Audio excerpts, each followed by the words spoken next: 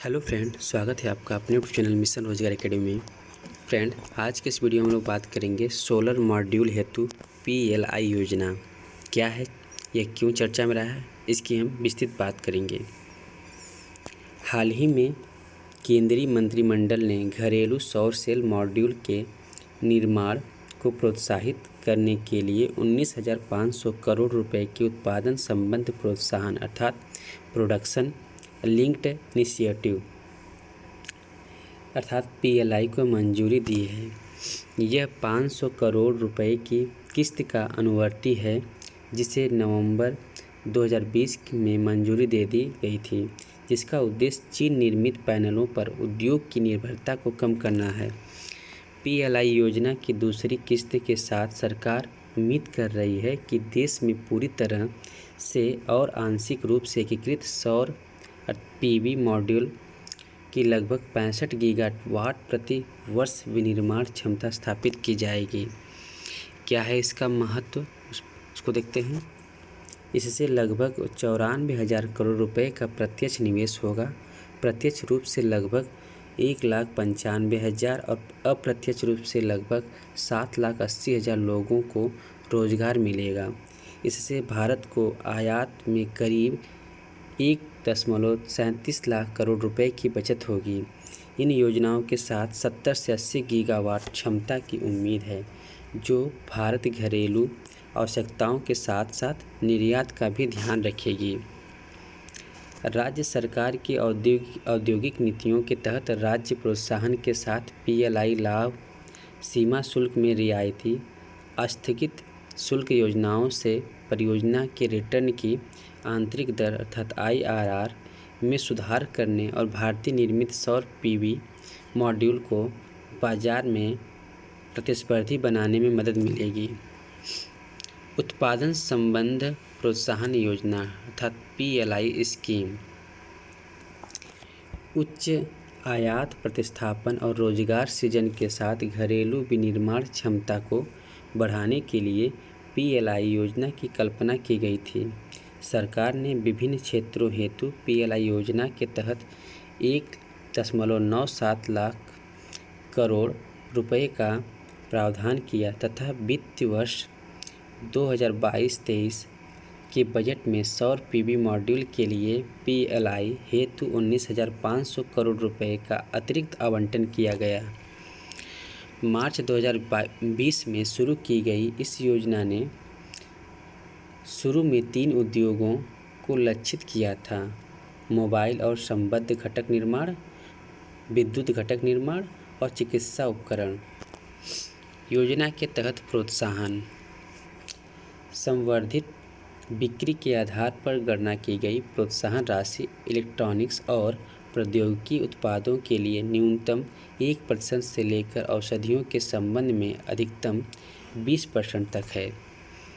उन्नत रसायन, cell battery, कपड़ा उत्पाद और ड्रोन उद्योग जैसे कुछ क्षेत्रों में प्रोत्साहन की गणना 5 वर्षों की अवधि में की गई बिक्री प्रदर्शन और स्थानीय मूल्यवर्धन के आधार पर की जाएगी। वे क्षेत्र जिनके लिए पीएलआई योजना की घोषणा की गई, कौन कौन से क्षेत्र हैं?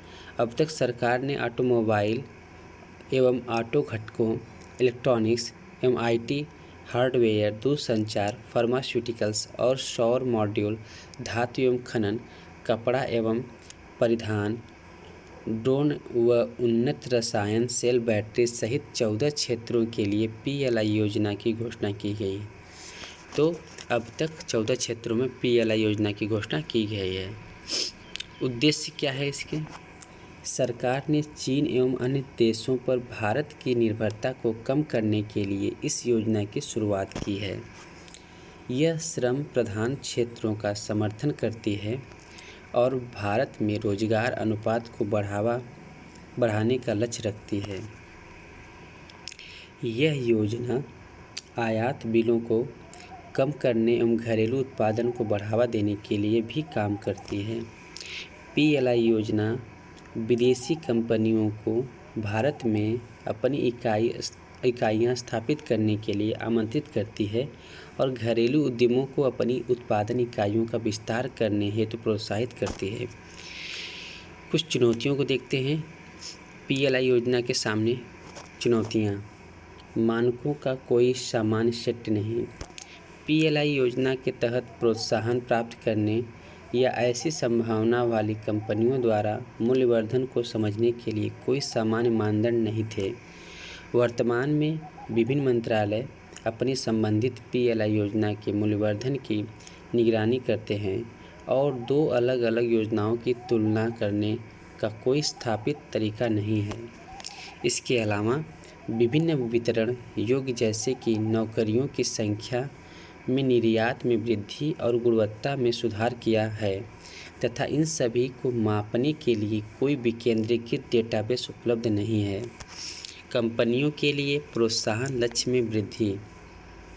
अपने क्षेत्र में कार्य कर रही कंपनियों के साथ बातचीत करने वाले विभागों और मंत्रालयों को भी कुछ विशिष्ट मुद्दों का सामना करना पड़ता है।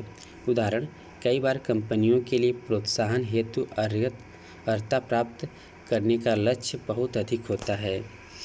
एक या दो आपूर्ति श्रृंखलाओं पर निर्भर घरेलू कंपनियां।